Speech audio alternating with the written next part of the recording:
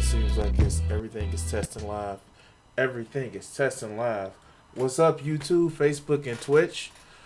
I am here live. Why do I have fucking glasses on? Well, these aren't really prescription glasses. These are the yellow tint glasses. Stop blue light. And I'm going to be doing a lot of gaming. I wanted to actually do a commentary video today. Just because I wanted to do a commentary video. I kind of wanted to... I don't know. I just wanted to actually get some thoughts out. I've been bugging a few people the last couple of days from just rambling and ranting. And I have to every now and again have a talkgasm. What do I mean by talkgasm? Meaning that I have to talk about fucking social views, political views, or I would just orgasm words out of my mouth. And there goes my monetization if I ever get it. Fun fact, this is like channel upkeep shit and all that other good stuff. And maybe I would bring it back. But this will be the last ever half-ass show that I've done. Because I've done 40. That's why the title is That's All, folks. And really it's just because the joke is played out. I'm sorry. The joke is fucking played out. And this is number 40 numbered. Like, I've had some one-off specials and shit like that. So, yeah, this is just like a ode to the farewell of the channel moniker. I don't fucking know. I'm just saying I'm getting tired of using that joke. And I ran out of puns at like pun number 18. But it progressed. Anyway, if you're watching my YouTube channel, or well, all my channels basically, you saw earlier I did some art. Oh man, that fucking Karama that I'm working on is fucking awesome. And I had to stop in the middle to fucking get another marker because my marker ran out. When I first hit, let me see if I can put it up here. I'm sorry, guys. I'm sorry. Did I have it? Put myself. Nope. Oh, here it goes. Me doing these two. The first one. Pulled the wrong thing. Me doing this one. I thought, shit. Okay. I was big with the Prismacolors. I was like, okay, cool. Look fucking cool. Awesome. And I kind of got the feel of the picture. Although I didn't get most of the picture feel. So I was like, okay.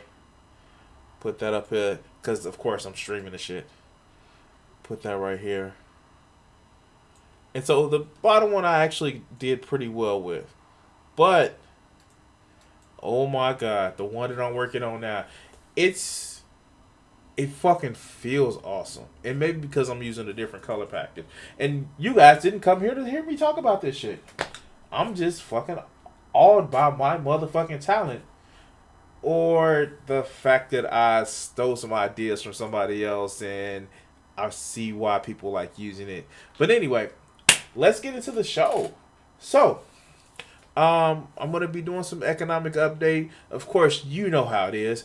I review a video talking about socialism and socialism things.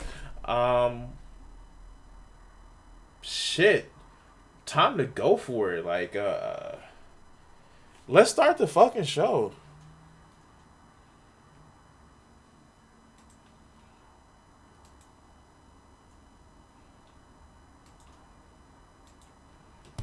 This is Crimson60620. Thank you for watching my video. Also, you can catch me on these social media platforms. And if you want to see some great art, hit my DeviantArt art page up. And finally, support my Patreon. Thanks.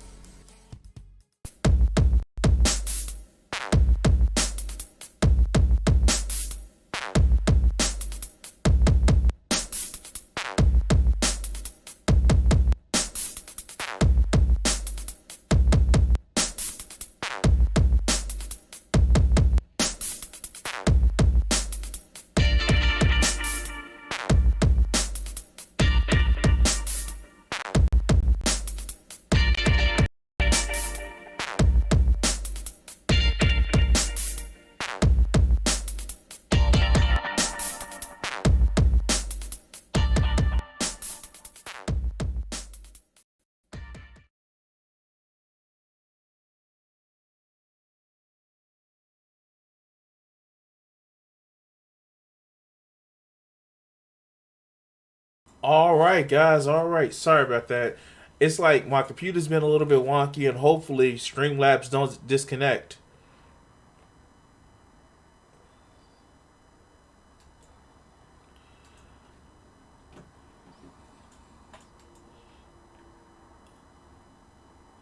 Come on, don't disconnect. Don't disconnect.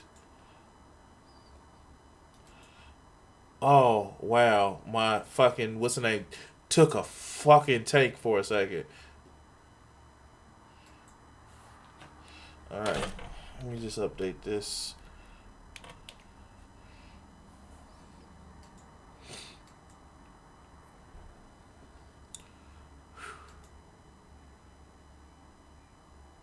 Yes. Yes.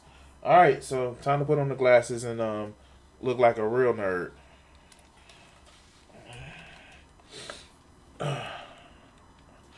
Alright, so let's get this shit started while we're at it, people. Let's get this shit started. And now I made chat super big so you guys can see it, so I can respond to it a little bit better. So this episode is actually talking about the growing left that you see on like in the U.S. and it actually features like somebody whose YouTube channels I've watched, the Michael Brooks show. So this shit is gonna be awesome. Let's hear it go.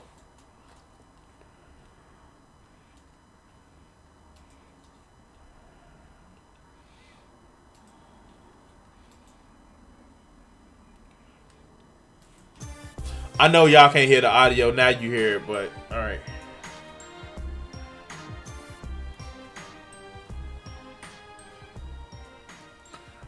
Welcome, friends, to another edition of. Of course. Oh shit, Jormungandr had a. That's actually a tight ass skin. Pause. Let's see. No, what the fuck? Oh, there it goes. I want to actually get my daily rewards. Here, this motherfucking game is making me log in each day to fucking get a reward for logging the fuck in, right? No, no, no chibi, snaky chibi. Nah, that shit don't look cool. All right, let's go. Of Economic Update, a weekly program devoted to the economic dimensions of our lives, jobs, incomes, debts, our own and our children. I'm your host, Richard Wolff. Before jumping into the updates today, I wanted to respond to the large number of you that have sent in emails through our websites asking about Marxism and what it is and what it means and how it's changed and so forth. In response to this, beyond making comments, which I've done, I've written a small book, short book designed to introduce anyone interested to the basic ideas. It's called Understanding Marxism, and it's our way of saying if you're interested in that topic, please go get a copy, take a look at it, tell us what you think and what might be added to it in future editions. So, and I've heard him push the push his book before, and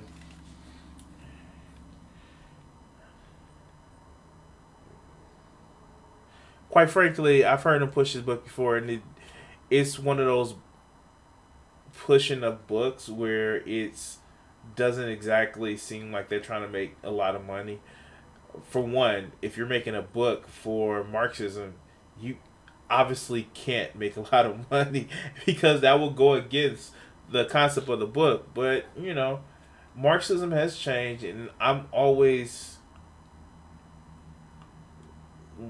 am always one to say that the sorry, I'm just looking for something. Oh, crossplay is on. Streaming mode is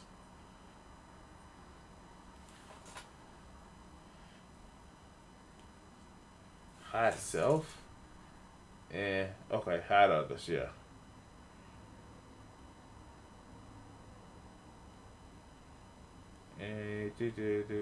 I'm just looking at this. I'm sorry, guys.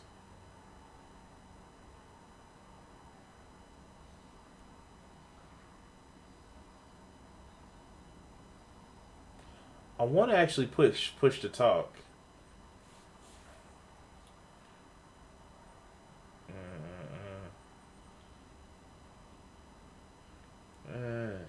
Shit, it's not working. But anyway, all right. So we're gonna do an arena. But yeah, Marxism to me is actually so the extreme that is seen comes to me as in Marx was hurt by the system of capitalism, and to his credit he was, and that led to his reaction. But you actually see that with a lot of guys that were beneficial to new thoughts or new ways of thinking. They responded to a tragedy in their lives. Look at Charles Charles Dickens. Like he responded to the tragedy he had seen in his life, and he even though he was part of the upper crust, he actually was like, if you actually go back and read the fucking Christmas Carol, the Christmas Carol is fucking gruesome. Like in the original, not the like. God, that's fucking gruesome. But I'm off on a tangent, talking about fucking them talking about a book, and that's only a minute into it. But let's go. Understanding Marxism. Okay, we'll begin with three short updates that have to do with the state of California, a place where very important things are happening all across the board, more than we have the time to deal with here. I've chosen three that give you an idea of some of these events. The Los Angeles Times is a 136-year-old newspaper, famous over that more than a century of life for being ferociously anti-labor. I bring that up because about 14 months ago, the newspaper reporters and workers at that newspaper voted overwhelmingly to become members of a union, to be the very thing that the newspaper has tried to fight against. I want to let that already sit in. No, fuck you guys. But yeah, we reporters, we workers, we need a union. But fuck you guys. I find that fucking hilarious. Find that awesome. But that's just me. But let's continue. But in the way these things are organized in the American economy, 14 months later, they're still negotiating, the new union and the company trying to come to a contract. Anti-unionism cuts deep at the Los Angeles Times, and you can see that in the struggle that the newspaper reporters and others there are now waging. Another example. Yeah, my fucking internet connection is Kaiser just Permanente horrible. health system across California voted to go on strike in October of 2019, which is not very far away, to say the least. This is an important strike. The vote of the union members on the question, do we go on strike or not, showed a whopping 98% of the workers there favoring a strike. If the strike happens, it will be the largest strike in the United States since 1997. God damn! Years ago. All right, so I just want to make note of that. Like I haven't kept up with this, and because I watched some of this video, but not all of it. But these motherfuckers, and Kaiser Permanente is actually more. And this sounds strange. It's more responsible healthcare provider than you will see with just a lot of other providers like Blue Cross Blue Shield. They do have a holistic approach to making sure that people are taken care of. Like they have, I almost called it a recidivism rate, but re-entry into hospitals. They have a lower one because they make sure when you leave, your ass is pretty taken care of. That's the Kaiser insurance model. And see this shit, man. These motherfucking nurses, man, they got the business. But let's continue. That strike then involved the 185,000 members of UPS, United Parcel Service. The Kaiser Permanente strike will be of that order of magnitude. That's where labor capital relations are heading. And finally, from California, as we go to press, sitting on the governor's desk in California is a bill that passed both houses of the California legislature to create a public bank. That's right, a bank owned and operated by the state of California. All right, I'm gonna let him For the finish. first time, providing statewide competition to private banks who will now have to meet that competition by providing better and more services at lower cost to the people of California. Okay, so this is something that is fucking awesome. This is like part of the plan that Bernie Sanders want to do with the post office, turning that into its own bank. And with how beneficial and how helpful this would fucking be for there is a reason why people are so scared of public options to shit, because the fear is that the government is just, because of its outsourced power, its outsourced scale and size, it can actually out competition private industry. And that out competition isn't something like they're going to come up with some super low rates. No, they're going to just be like, hey, we're the fucking U.S. government. And to be honest with you, that's why the healthcare, everybody's like, oh, we want a public option while you run it, but as soon as you get in, no public options. That's going to destroy the system. It only destroys the system because you can't be fucking cruel. You can't be fucking heartless when you have a government option. Yes, there are bureaucrats. Don't get me wrong. You see bureaucratic shit when you have a government option. But the fact that the bureaucrats are in the private option as well, are in private companies as well. Private companies have bureaucrats. And god damn it, it's fucking awesome. If that happens on a statewide scale, or a national scale, it would fucking put banks in a state of fear. In a state of fear, and not unjustified fear, but irrational fear. Like, how dare they? How dare they? How dare they show some sort of competition? Remember, free market. Free market doesn't like a free market. They want to dominate. And that's the fear. That if somebody comes in that doesn't play by a profit rule, then you see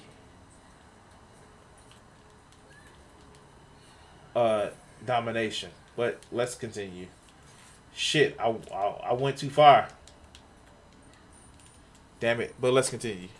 A major victory that took years of organizing to support a public bank, and it will give enormous impetus to other efforts in other states and even in some cities across the United States to set up public banking as well. Let me turn now to the automobile industry, a topic we return to often because so much of the last century of American history has been shaped around the private automobile. All right, so that's true. That's with automobiles becoming so ubiquitous. That's why we have things like suburbs, which are poorly fucking constructed, but everybody want to have their nice backyard and live in the burbs. And quite honestly, it's probably the reason why, it's one of the reasons why we have such a divide in, like, segregation in housing, especially I know in the Chicagoland area because they quite literally Chicago is one of the most segregated cities, and with the automobile, well, we don't have to be downtown or work downtown. We just drive every day from the suburbs, which, oh god, I work fucking 14 minutes, not 14 minutes, 14 miles away from my job, and I still fucking hate driving to it. But let's continue. Let's begin this way. The private car is the largest single cause of air pollution in our society. What comes out of the tailpipe of that car is what pollutes our air more than anything else. The automobile is the largest killer of Americans in car accidents, way more deadly than wars or any other cause. And I won't even go into the injuries that it caused. And I won't even go into the use of fossil fuel and the use of all kinds of resources to make all these cars. But it was always a most inefficient way to move people or to move produce or to move anything, the private car. It would have been much cheaper per person per mile of transport to have a really good rail system, a really good street railway system, a really good bus system. And we know exactly how more efficient it would be because most other countries in the world rely on those systems more than we do here. And that's not because Americans are peculiar. It's because the private automobile producing something that would sit in your garage or your driveway or somewhere most of the time and only be used occasionally, costing you a fortune to fuel it, to insure it, and to buy it in the first place. This was profitable for car companies, and that's why we have that system. So let's just talk about that for a second. Most of the time, vehicles aren't exactly beneficial to have. Yes, you need them to get around. And I fucking live in the suburbs where there is very little public transportation. And that's only unique to America. It seems like we've bought into this idea of you have to be free, but shackled with a lot of shit. Because when I was younger, living in the city, I fucking bust myself everywhere. And yeah, even even as an adult living with my ex, we shared one fucking car because it was just fucking easier that way. But we still had ties close to the city. The thing about it is, a good public transportation system, if you actually look at the countries that have good public transportation system, you also see countries where people actually walk more. But we here in America gotta have my car, and I gotta have a nice ass car and all that other good shit. I can't wait till the day we get like Minority Reports where you have like the cars that drive themselves and shit. That'll be fun. I can watch movies while I'm playing while I'm driving to work. But let's continue. It's even famous that the car companies used their profits early in the 40s and 50s to get rid of street railways, to hamstring politicians so they wouldn't fund the railroads the way they once had so that the railway could be a competition. No, we have the private car because it was profitable, even though it was wasteful of resources and deadly. But now that the capitalist system in the United States is in hard times, well, you may not have noticed that if you're in the top 5%, but for the rest of us, all of that has to stop. That's why we have car sharing now. We're going to call it a nice name because it's crazy to have the cars sitting in the driveway. It's much more efficient to share them. Even more efficient it would be to have public transportation. But we would have to defeat the profit-driven private car. So listen to that. Listen to that shit. And we talk about shit like the gig economy and all that other good shit. They literally are doing car sharing now. Where, people pay to share your car. And yeah, you're getting some money off of it. Not as much as they're paying. But you're getting some money off of it. And it's just like, and look at the fucking Uber situation. It's just like, it's a situation where it's wasteful and people are actually trying to make money off of anything because late stage capitalism. But let's continue. Companies beyond what we have done so far to get to anything like a rational way to not waste resources in moving people and objects around our society. My next economic update has to do with the growing debate in the United States over a wealth tax. The major stimulus for this has been Elizabeth Warren, and I've talked about her. All right. So, okay. So I'm about to call him out. Bernie Sanders has been talking about this shit for a while, but the we're gonna let Elizabeth Warren take the lead. And I'm gonna be honest with you guys, she is better than what other people are. Some of her plans I fucking love, but she's a fucking technocrat. And I'm gonna say this: there's nothing wrong with being a technocrat, but when you lead with technocrat instead of leading with fucking humanity of people, instead of being a technocrat, that's where I have dubious feelings about it. And not saying that she's being dishonest or anything of that nature. I'm just saying where, and that's why you see a lot of the people that love Elizabeth Warren are, oh, she has a plan. Oh, she this. They're by nature technocrats. I have a plan for it. I'm a nerd. But I like Bernie. What the fuck? Like, literally, when you have somebody to say, it's like, no, like, no matter what your level is, I'm standing with you because because we need to stand together. That's why I like Bernie. But let's continue. The wealth tax proposal in the past. I'll just remind everyone here, it only kicks in if you have more than $50 million. So all of you that are watching and listening, you can relax.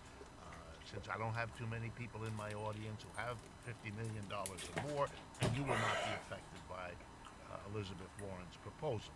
But if you are possessed of 50 million or more, you would then become subject for every dollar of wealth you have over 50 million to a wealth tax, in her case, something on the order of 1 to 2 to 3%, let's say. In the debate, Come on.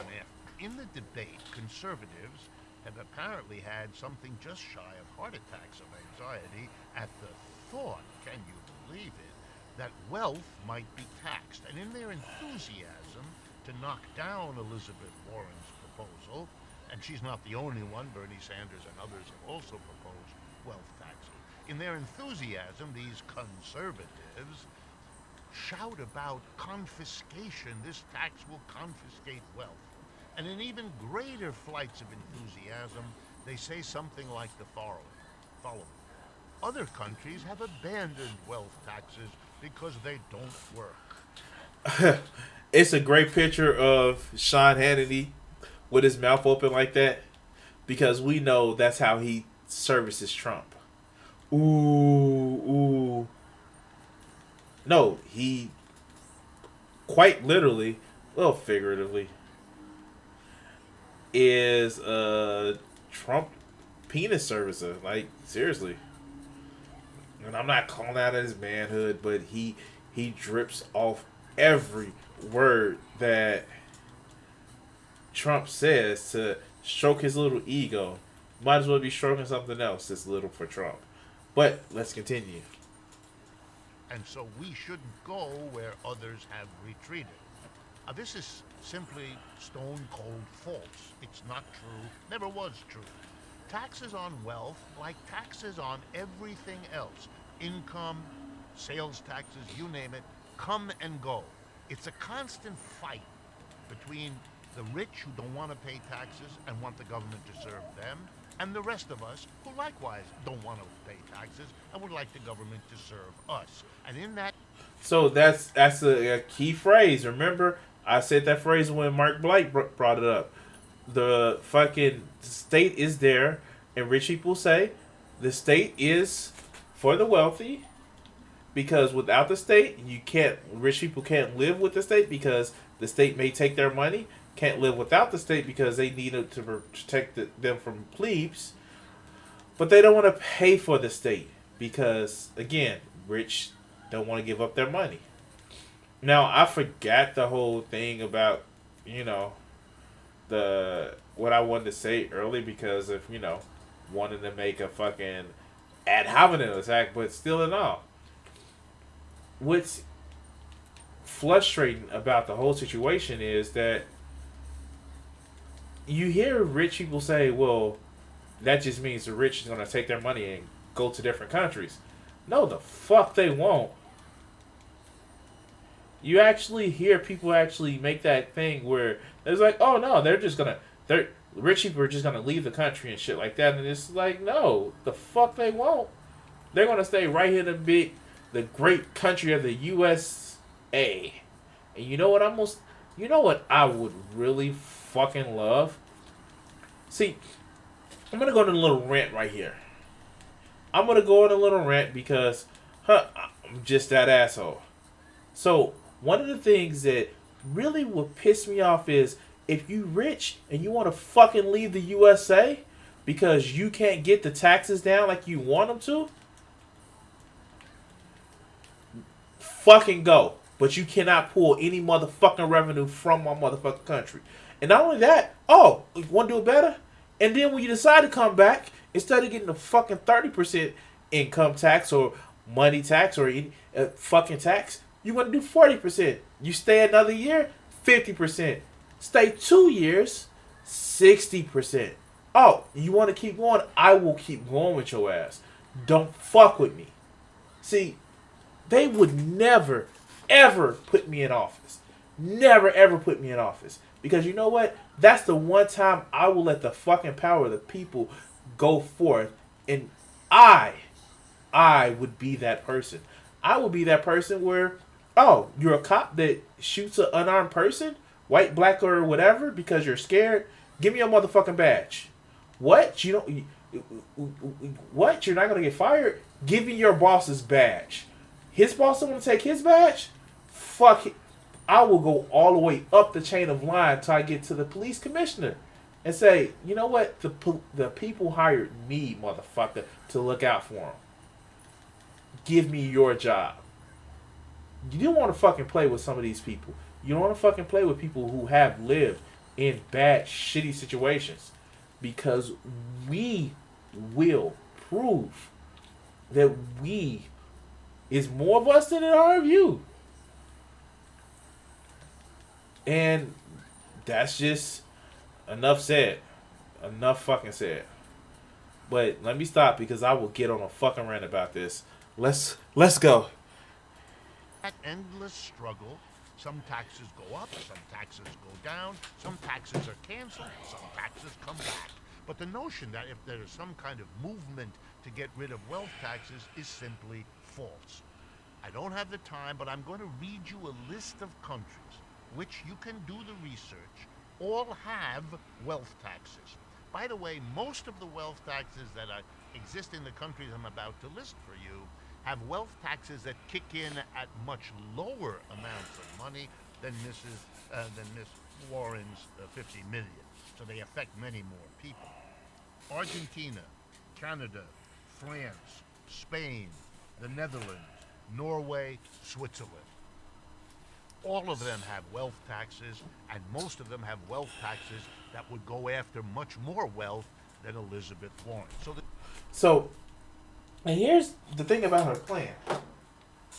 3% of $1 million. 3% of $50 million. I think it was higher for couples like 75. It kicks in at the 3%. Or 2%. So you're going to tell me you're going to be mad about 2% of $50 million of holding wealth. You're gonna be mad about that shit. You're gonna be mad about that. You're gonna be so upset that you're gonna take your ball and go home.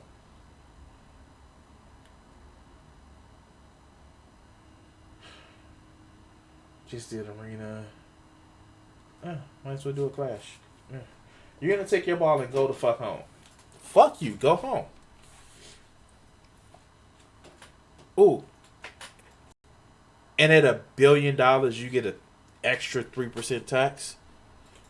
Fuck you. Take your ball and go home. Bye.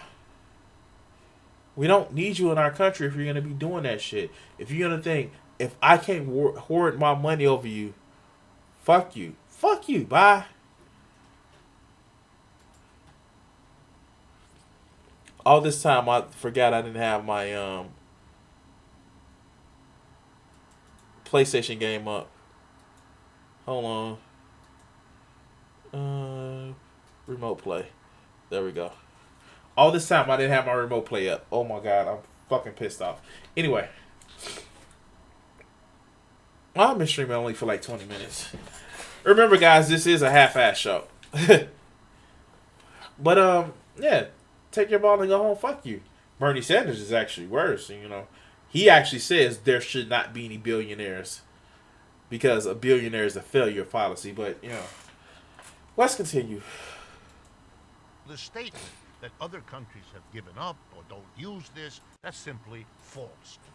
Are there some countries who have given them up? Yes.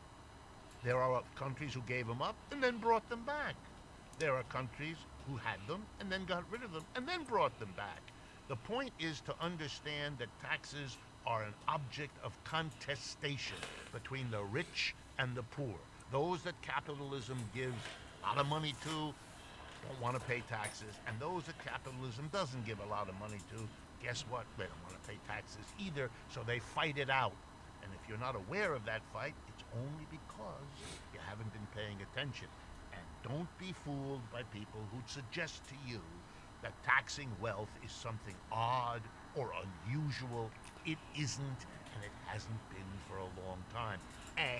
So here's the fucking problem. Taxes have been going around ever since there were governments or kingdoms or states. City-states, nation-states, whatever. Taxes have always been a thing to, one, support the ruler. Or, just make sure the government runs shit. The Romans had taxes. The fucking Greeks had. The Persians had fucking taxes. Taxes were a necessary evil. Now, if you were people that were oppressed, yeah, of course, paying taxes to pay for the motherfucking army. Yeah. But they still offered you protection. Except for, like, the fall of the empires when, The fuck? Still waiting. Anyway, so. Let's continue. Except in the United States, where we allow big chunks of wealth to be taxed only on the income they generate, not on the wealth itself. Next update has to do with a new book. The book was written by Stephen Greenhouse. He's the New York Times reporter on labor issues and has been for a long time. The title of his new book is Beaten Down, Worked Up: The Past, Present, and Future of American Labor. I like the book in many ways. It is an argument that he makes, and he makes it well. Lots of information, lots of facts. That the decline of the American working man and woman, the loss of real wage increases now for 40 years, the worsening of working conditions, the loss of benefits, has a great deal to do with the decline of the labor movement, the shrinkage in the number of people who are members of a union. That startling statistic I cannot repeat often enough, that something on the order of 7% of the private labor force in the United States, which is the biggest part of our labor force, is in a union. The other 93% are neither in a union nor represented by one.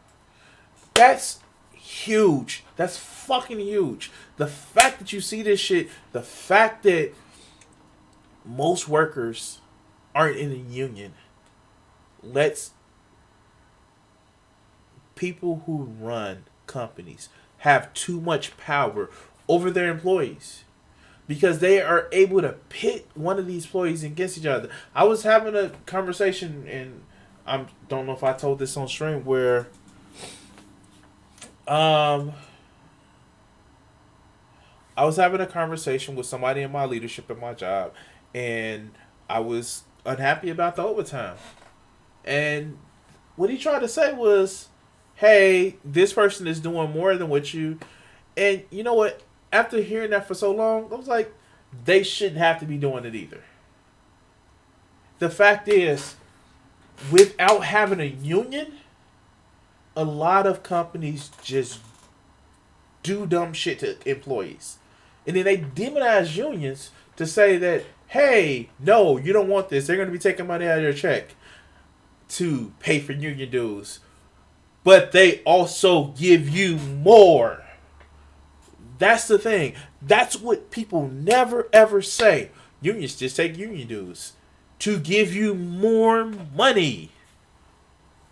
And fuck, even if it was the same amount of money that I was making to after the union dues, they give you protection, a job. And when you have a union, it is hard to fucking fire. Like, people hate teachers unions because it's hard to fire bad teachers. But it is also hard to fire good motherfucking teachers.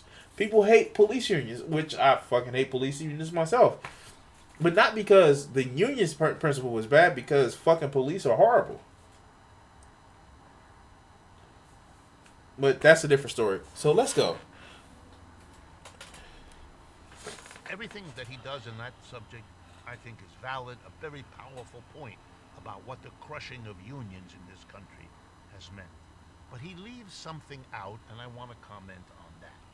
Why were unions so much weaker? Why was it possible for the business community, using the government often, to weaken labor so much in the last 70 years compared to the power of the labor movement shown in the 30s, the 40s, and even into the 50s? The answer to that question, it doesn't show up.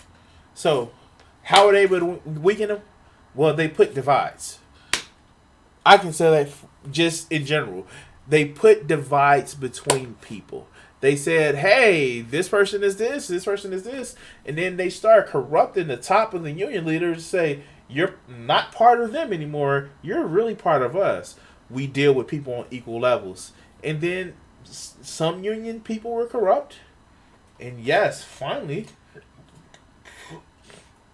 like, who was that guy that they can't find? The union leader that was super corrupt. And, you know, the rest is attack. Union's bad. Attack this, attack this. And let's just, you know, mechanize. Machines don't need unions. But let's continue. In Mr. Greenhouse's book, it was the anti-socialist and anti-communist purges of the late 1940s and 50s, systematically, by law and by practice of the government and business. Everyone who was a socialist or a communist was hounded out of the labor movement. Whole unions were expelled from the AFL, CIO, etc., etc. This destroyed the most militant people in the labor movement, the people who gave their lives to it, the people who deeply believed it. Were they socialists and communists? Sometimes, but they were the best people most unions had. And when... So, that's the thing. They demonized the socialists and the communists. And yeah, it was... Someone was fucking militant as shit. God, someone was fucking militant as shit. And with good reason. But when you took the shit out, when you start actually... When you took the strongest threat out, it kind of led to a weakening. Like, I say this. Let's use a cogent example, and not too far from it. The reason why Martin Luther King's movement actually worked as well as it did because they had the threat of movements that weren't nonviolent. I'm just saying. But let's continue. When you expelled them, you deprived the unions of one of their strongest groups, one of their strongest leaderships, their militants. And it tarred the labor movement. It made them nervous about having left-wing people of any kind join the unions. And that has hurt them and deprived them of militants ever since. That should have been part of the story. So in that's another part. The top people who fought the most were effectively ceremonially, unceremonially taken behind the shed and figuratively, like in a video game before they had video games, shot in the head. So that was figuratively, like in the video games, they were socially damaged beyond repair. And it was like, oh, we took this step. Don't fucking question us anymore. And people became timid. Do you blame? Can you really blame people for fear? The natural state of a fucking primate brain? Yeah, but still, I understand. But let's continue. Well, we've come to the end of the first half of Economic Update. I want to remind you, please, to subscribe to us on our YouTube channel, Democracy at Work. It is an important way of supporting what we do. It helps us in countless ways, and it's simply a button press for those of you that are watching and listening.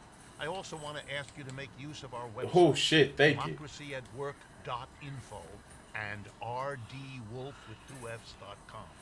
Through those websites, you can communicate directly to us, follow us on Facebook, Twitter, and Instagram. Alright, since he's shilling, I might as well take the time to shill. So, you can actually follow me and actually see my channels at my YouTube, which is Crimson60620 if you're watching it now. Also, I have a Facebook, Crimson60620 PS4 Gaming.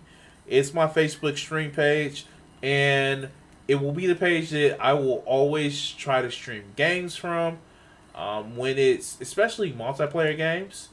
And of course, my Twitch, where I do a lot of my story driven games while I pay for stream. Shit, run away. So while I'm paying for restreams, I do it all three. Fuck. But when I'm not, I'm just gonna probably do live streaming on Twitch and uh, multiplayer games on fucking Facebook. I don't know. I think about it when I'm forced to make that decision. Also, you can actually see a lot of my drawing on my DeviantArt page, Crimson60620, and buy my prints on my Etsy store, Lone Sage Art. By the way, Lone Sage Art is the title of my Facebook art page. Because, I do art and shit. But let's continue.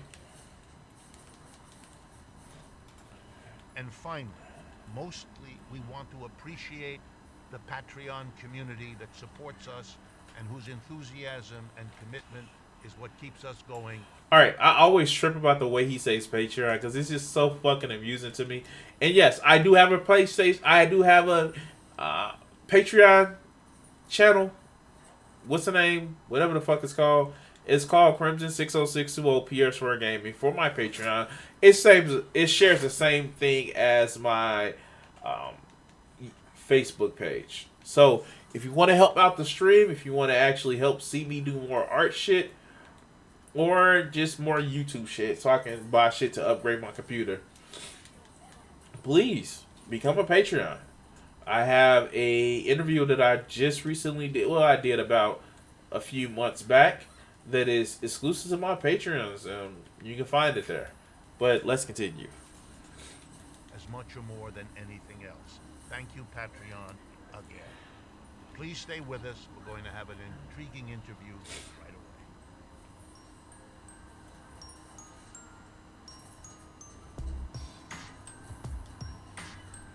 Fuck you, dude. Welcome. I'm sorry. I was trying to go back. So let's talk about the interview. Michael fucking Brooks.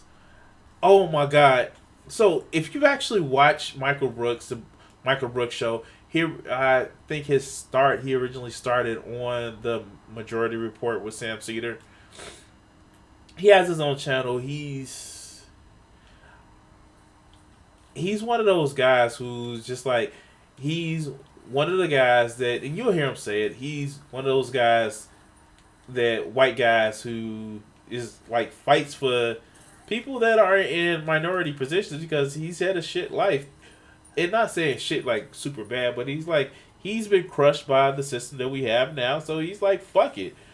Why should I stand up for people or phrases that don't fucking help me out? So, and he had recently had a few months back had his debate with Destiny, and it was the one where Destiny says he wouldn't shut up talking and all that other good shit, but he's just like giving points and facts and information, and it was Destiny was not happy about it because it was somebody just as smart as he was who basically can come at him with facts and talks as fast as Destiny does. So let's continue. Back, friends, to the second half of Economic Update for today. It is with great pleasure that I introduce you to my guest, Michael Brooks. I've been on his show, and it's long overdue for him to be here on mine because he's doing something which in some ways is like what we do on Economic Update, but is also different and represents the growing number of podcasts, radio, and television shows that are approaching what's going on here in the United States and indeed in the world from a not conservative or right-wing perspective, something very different and something important. In Michael's case, he is the host of the Michael Brooks Show, co-host of the Majority Report, and is an upcoming author of a Zero books. Yeah, got that right. So, I'm gonna say one thing. He does a fucking awesome spot on impersonation of Obama. Or I can't even fucking do it right. If you saw my video that I released recently, like me actually joking about how I was, yeah, no, he does a spot on imitation of Obama. Fucking awesome. But let's continue. Publication. So, Michael, welcome to the show. Hey, great to be here. All right, let's jump right in. Yours is a successful show. You have a lot of people who watch it, who care about it, who participate in it. And I want you to tell me why you're doing this and how you account for the success you're having. I think that the conditions are in place for shows like we're doing because of the conditions that are in place in the world right now. So, yeah, like, you see a lot of people doing left-wing shows. Hello, Captain Obvious calling. But you see this a lot. You see a lot of a lot of left-wing shows popping up, and it's not exactly a bad thing. Yeah, get that sweet, sunburn. I'm sorry, being a fucking fool. But yeah, a lot of left-wing shows, especially with the democratization of social media. In other words, especially since more people can do social media, and it's not a stigma to actually do a left-wing show. Before, it was kind of a stigma to do a left-wing show because you libtards and people wanted to own the libs, but it even started, and it started before the whole Trump presidency.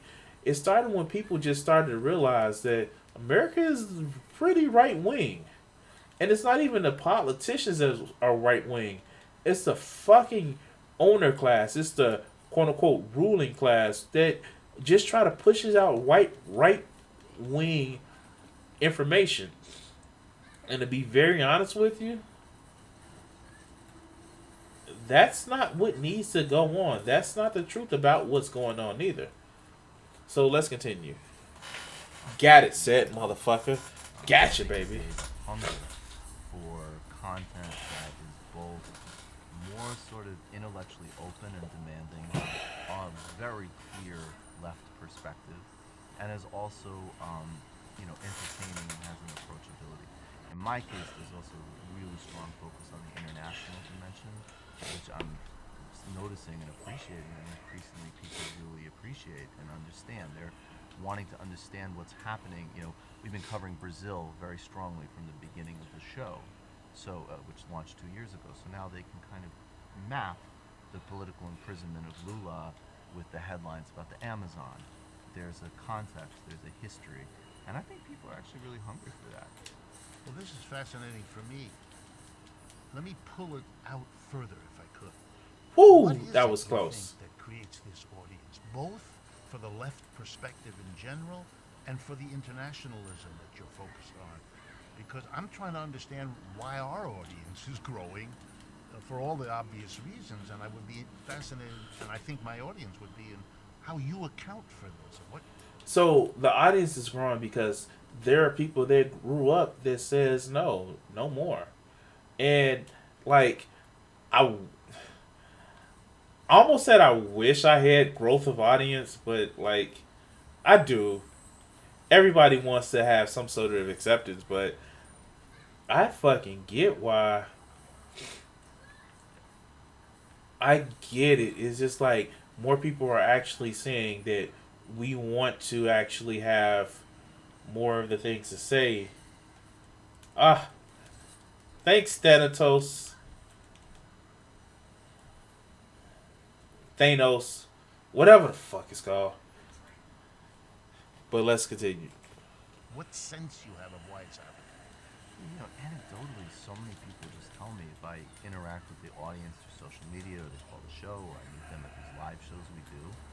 There's so many narratives that either go back to 2008, that crisis hit them, and things have actually not really been the same since, or if they're younger, that their whole perception of what their life trajectory was going to be was significantly altered, so therefore all of a sudden they weren't particularly interested to see what Fareed Zakaria had to say. So, and that's key things. It's like what happened with 2008. We never recovered. Yes, the business community recovered and made record profits, but Main Street never recovered.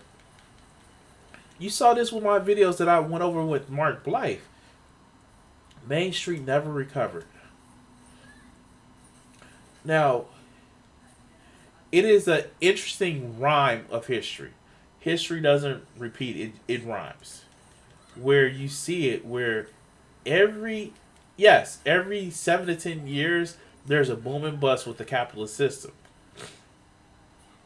But every around 100 years, there's a boom and bust with the status quo. Let's look at this. Let's look at it this way. You had the American and French revolutions happen around the same time, especially like yes, we did have the American revolutions in 1776, but America didn't really get true independence until the War of 1812. And by the way, you had the French Revolution around that same time. It was actually in 1812. Come to think of it, you had the Bolshevik Revolution in Russia. Again, this in 1912, 2008. Well, 2008. That does still seem like it fits within that 100 year swing. But let's fucking continue.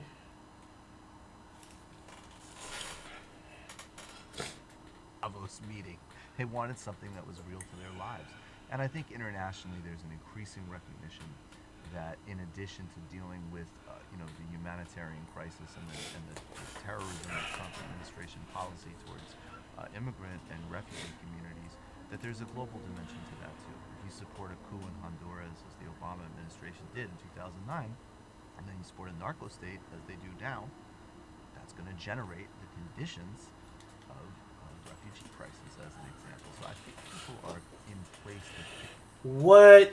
It's almost if you support a fall of a government, they create refugees. What? No, that shit doesn't happen. What? It's almost as if you treat people as they don't know how to govern themselves, and you want a strong man. When the strong man comes in, they come and fuck shit up, so you have to fucking clean it up. But let's continue.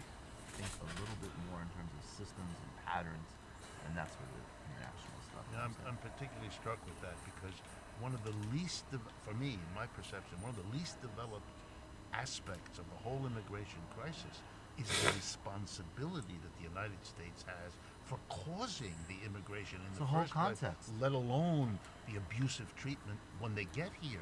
But the notion that we are the pure So one of the things that fucking always people never actually mention is we caused the shit to go down where it was a failed country in a lot of the southern in the fucking global south. We caused this shit. We actually made it happen where people actually were in their countries and they were minding their business, but it's so much oil, reserves, and there are so much fossil fuels in these southern the global south that we wanted a piece of the pie. We wanted to have somebody that's gonna play ball with us, and we caused a lot of the shit. But nobody mentions that. Nobody actually takes the time to say maybe caused this issue where there was such a problem because it's inconvenient, and then it makes people have to take care of the people that they caused the displacement of. So let's continue. victims of some unexplained process descending on us that we have no agency in producing is amazing. From Latin America to the Middle East, in terms of military interventions, and then the global migration patterns due to climate, that's all emanating from the Yes. and that's and there's a lot of people I think are hungry to hear something even beyond the standard white nationalist message and no, we're a nation of immigrants, blah blah blah. I'm struck too because I hadn't heard until you just said it that you have evidence that the interest in international aspects is also growing. So that's actually interesting, and and there is a growth in international awareness. I was chatting with somebody today. I was saying that I've watched very little national news because the whole idea that all politics are local is falling by the wayside. We're talking to each other more as far as just a global community. The world is getting smaller, both physically in a sense of people traveling in between everywhere and you know communication wise. Of course the world isn't actually getting smaller itself, but you know what I mean. So it's just one of those things where it's just like, and then God is something about seeing people you can actually associate with being people. They clicks on that human sympathy where you're just like, hey, that's a person. Hey, we can't fucking treat them like anything. But let's continue. I find that enormously encouraging that it isn't just here we are in the United States, but a recognition of how embedded we are in a larger world. Well, I mean, it's self-selected. If you're watching, listening to my show, you have to be interested in the global dimension because that is a big part of it. But I think that people do see these patterns. They say, "Why is Trump running this country? Who is this guy in India or Brazil? What's happening in Israel?" And then, conversely, the sort of elite legacy neoliberal media, or however you want to define it, they're obsessed with Trudeau and Macron and these people that represent this collapsed consensus.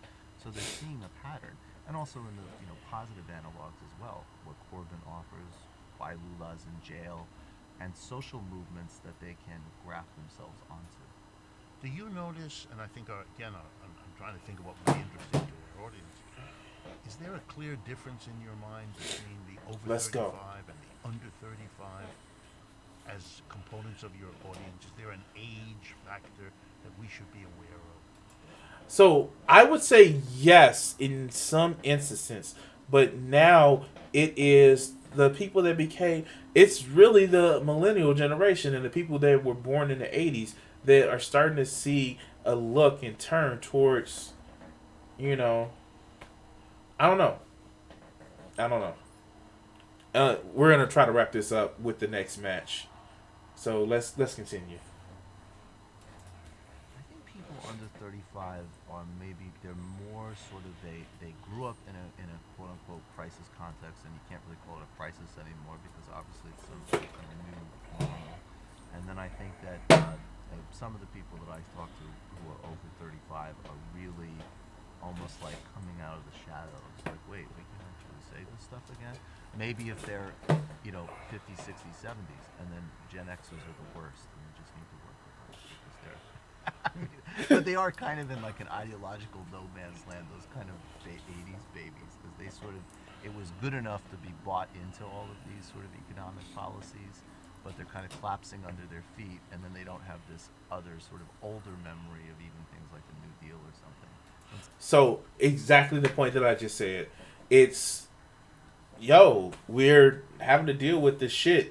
Like we started to build our lives right when all of this shit was happening, and it fucked us in the end.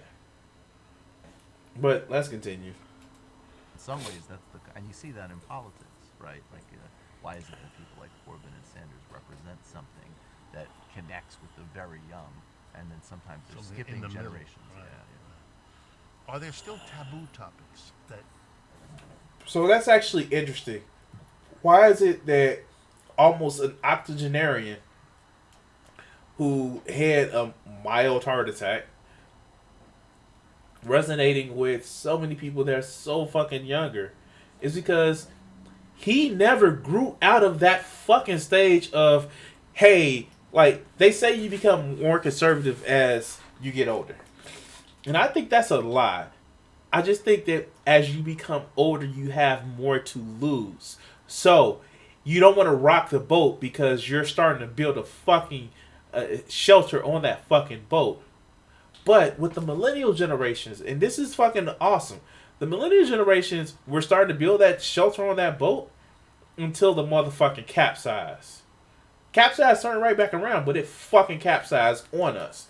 And now we're like, well, these ideas that we had when we were young, dumb, and had very little to lose, now we can just pull those back out. Because you know what? You fucked us. The generation before fucked us horribly. And I mean figuratively, not literally, but in some cases, there are some horrible people.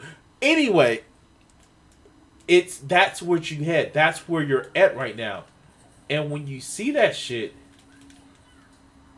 it's one of those things where it's just like, oh, this is why millennials are so into Bernie Sanders. But let's continue.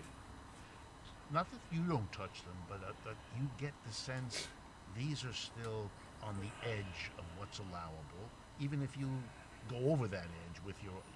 Is there a sense of things that were taboo that aren't, and things that were taboo that still? They got a fucking I soul. think the problem that we have to be very mindful of is not creating new and redefining new taboos. So what might be taboo for my audience is totally not taboo, obviously, to a right-wing audience or some type of centrist incumbent audience. So I think it's a balance between recognizing that in some ways we're in church or we're in mosque or we're in temple, and there is a shared belief and a shared goal. But then at the same time, we also have to challenge and really kind of interrogate the mechanics of how we're doing things. So I don't think Got your ass. certainly not when it comes. I think in fact some cases it's excessive. You know, there's a new sort of pop culture fixation on like the iconography of Mao or the Soviet Union or whatever, which can. So, and that's actually key. Like, one of the things that I hate that left that we fucking do is we're concerned about people's feelings, and I don't really hate it. I'm being facetious, but to the point where we splinter based on, hey, you really shouldn't fucking do this to people because it's shit, and maybe we need to change that, but it's just something about following in line. Like, this is how you know if somebody's really on the left or if they're on the right. The way they think. If they think that you should have a bow your head mentality, then I have to say, you don't seem like somebody who would be on the left.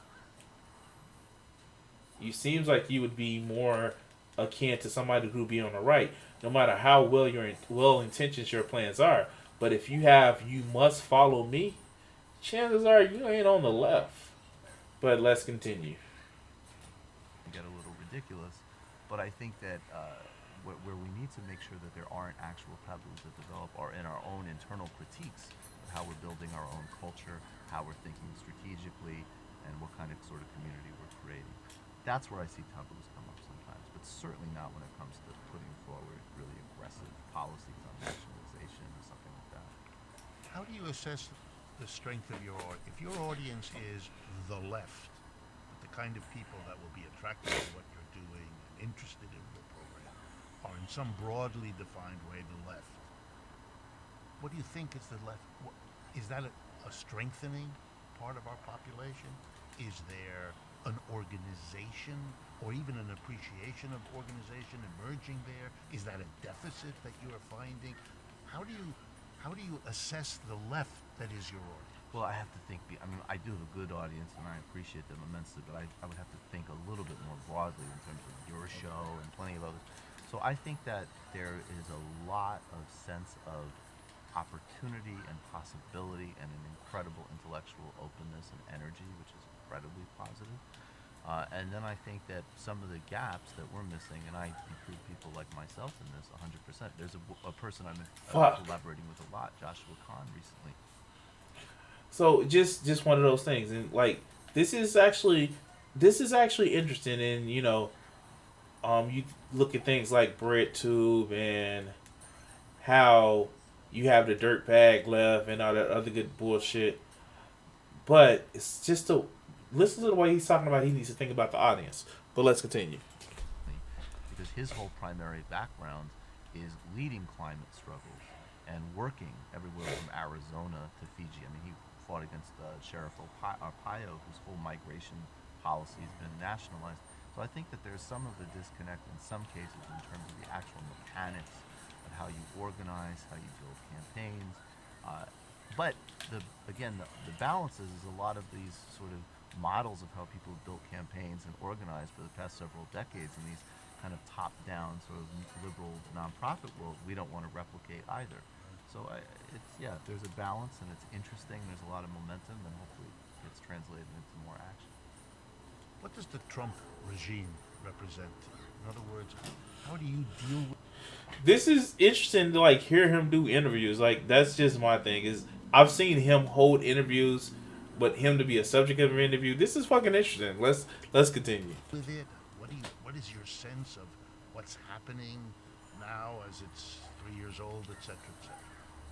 Well, I mean, it shouldn't be a surprise. I mean, I like to frame that Trump is really, it is the Republican Party. That he is not this big, eccentric figure that people like to say. He's much more entertaining. He's a great communicator. I think he's got some instincts that other people don't have in politics across the board. But at the end of the day, it is a white identity politics party.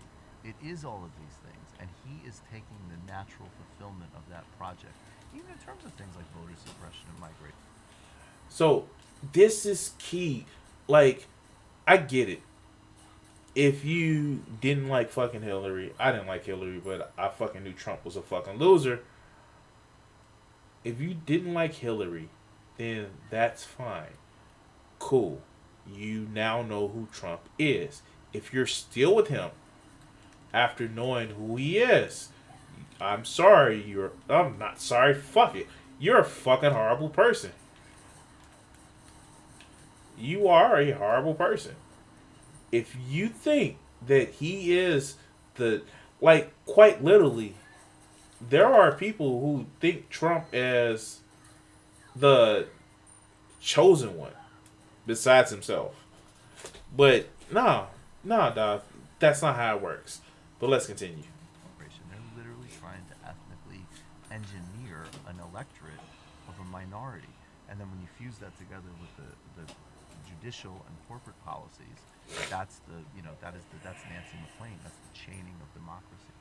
So that's one way. And then the other thing is, in my more optimistic days, he's such a perfect endpoint of everything that is toxic and dysfunctional about the United States, about capitalism, about the 80s, that maybe this is the final sort of disgusting burst before we evolve or change it to something better.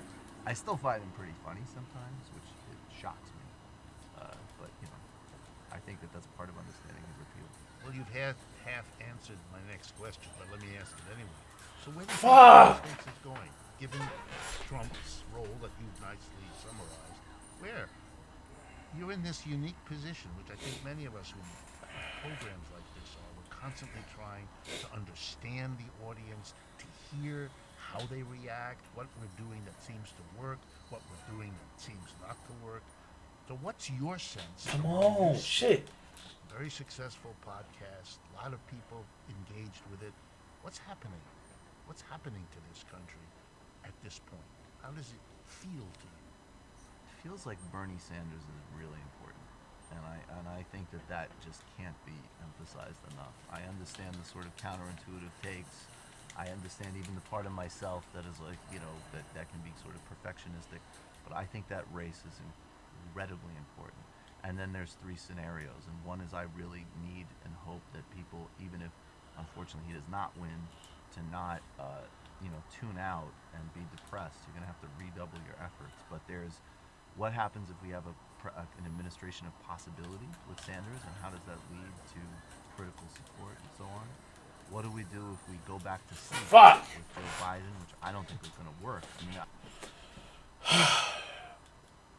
I'm done.